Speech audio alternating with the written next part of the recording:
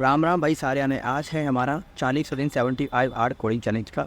आज मैं आपको जावास्क्रिप्ट में टर्नरी ऑपरेटर पढ़ाने वाला हूँ कि कैसे काम आता है, क्यों काम आता है, क्यों यूज़ में लेते हैं टर्नरी ऑपरेटर को, वो हम देखेंगे। तो टर्नरी ऑपरेटर होता है क्या है, क्यों यूज़ करता है, इससे पहले उसकी डेफिनेशन पढ़ते हैं। A ternary operator can be used to replace an if-else statement in certain situations. Before you learn about ternary operator, be sure to check the JavaScript if-else tutorial। ठीक है, if-else tutorial हमने पहले ही बना दिया है।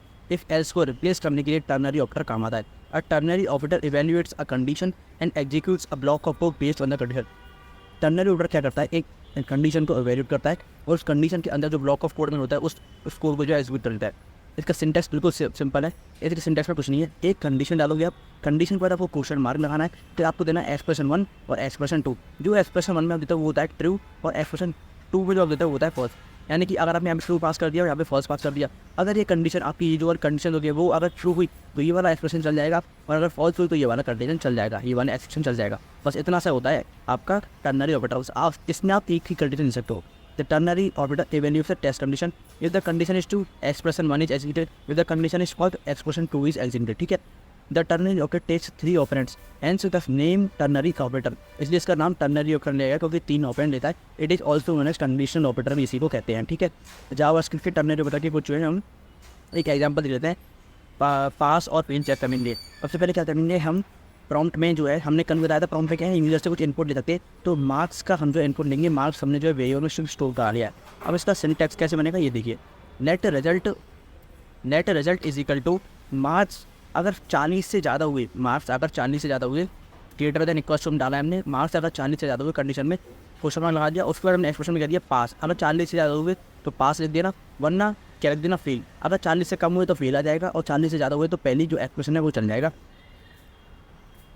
इसके बाद हमने देखिए क्या किया है, कंसोल में क्या प्रिंट करा रहे हैं, बैकटिक में इसको प्रिंट करा रहे हैं। बैकटिक में क्या कराते हैं, ये आपके टैब बटन के ऊपर बैकटिक होता है। यहाँ पर हम क्या लिख रहे हैं, यू के लिखने के बाद डॉलर में रिजल्ट, डॉलर के बाद हम कर्ली ब्रेसेस लेते हैं, और हमारा जो भी वेरिएबल होता है उसको यहाँ पर प्रिंट करा देते हैं। तो रिजल्ट में जो भी वैल्यू होगी ना वो यू के बाद आ जाएगी, और द एग्जाम उस पर प्रिंट नहीं जाएगा।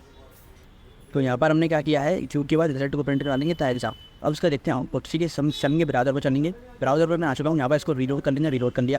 अब सबसे पहले प्रॉब्लम से यूजर से यानी मार्क्स मांग रहा है। आज इसके जैसे ही हम मार्क्स लिखेंगे 40, तो यहाँ पर देखिए ना 40 लिखने के बाद क्या आ रहा है, 40 या 40 से ज़्यादा मार्क्स हुए तो क्या हो जाएगा, यू पास द एग्जाम। ठीक है, लिखा चुका है कंसोल में। इसको दोबारा से रिफ्रेश करेंगे, फिर लिखते हैं 20, क्या आ जाएगा, you fail the exam.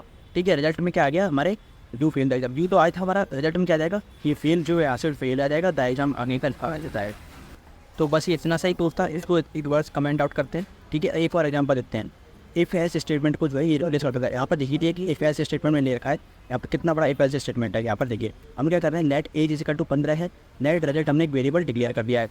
If as जो है हमारी, इफ एज जो है 18 से बड़ी हुई तो रिजल्ट में क्या शो करा देना, you are eligible to vote, और एल्स में क्या करा दिया हमने रिजल्ट में, you are not eligible to vote yet, और कंसोल में हमने रिजल्ट प्रिंट करा दिया। ठीक है, 15 से ज़्यादा हुई तो एलिजिबल हो जाएंगे वोट के लिए, और 15 से कम हुई तो जो है हम एलिजिबल नहीं है वोट के लिए।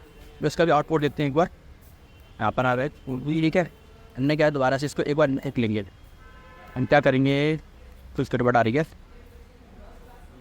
ठीक है, हमने क्या कर रहे हैं, इसको कंसोल में प्रिंट करा रहे हैं ना। सबसे पहले तो हम देखिए क्या हुआ, हमने क्या किया, let age is equal to 15, तो 15 है हमारी एज, इसलिए हमारा जो क्या आ रहा है, you are not eligible to vote yet. अगर इसको हम कर देंगे हमारा 115 है। ठीक है, 115 किसी की उम्र होती नहीं है, लेकिन इसको थोड़ी ना पता है कि, ठीक है, तो यू आर एलिजिबल तो वोट आ चुका है, क्योंकि 18 से बड़ी वैल्यू, 18 से कोई भी बड़ी वैल्यू हुई, 18 हुई तो दिखा देगा कि you are eligible to vote. तो इतना बड़ा कोड हमने लिखा है, 5 से 10 लाइन, 5 से 7 लाइन का होगा कम से कम। इसको जो है कैसे रिप्लेस कर सकते हैं टर्नरी ऑपरेटर से, वो देखिए। यहाँ पर देखिए let age is equal to 15 हमने लिखा, नेट रिजल्ट में हमने क्या लिख दिया, 100 ऊपर ले लेते हैं और लाइन बच जाएगी बड़े। Let result is equal to, अगर एज जो है 18 से बड़ी हुई, एज जो है 18 से बड़ी हुई तो क्वेश्चन मार्क लगा के बाद एक एक्सप्रेशन दे दिया, you are eligible to vote, और you are not eligible to vote जो है दूसरा एक्सप्रेशन दे दिया। ठीक है, हमारा सेम जिस पे प्रिंट आ देखिए, देखिए you are not eligible to vote yet हमारा लिखा आ चुका है। अगर इसको हम करा के कर देंगे कितना, इसको हम कर देंगे 40, 45 कर देंगे। ठीक है, तो हमारा you are eligible to vote जो है लिखा आ चुका है। इस तरह से जो है टर्नरी ऑपरेटर के माध्यम से इफ एल्स को जो है आप रिप्लेस कर सकते हो। काफ़ी अच्छी तरीके से जो है टर्नरी ऑपरेटर आप नहीं कर सकते हो, लेकिन यहाँ पे आपको देखना पड़ेगा कि एक ही कंडीशन आप डाल सकते हो, दूसरी कंडीशन नहीं रखते। एक कंडीशन हो तो आप you are eligible to vote और you are not eligible to vote at, ठीक है, जो है अपने एक्सप्रेशन जो है चला सकते हैं यहाँ पर।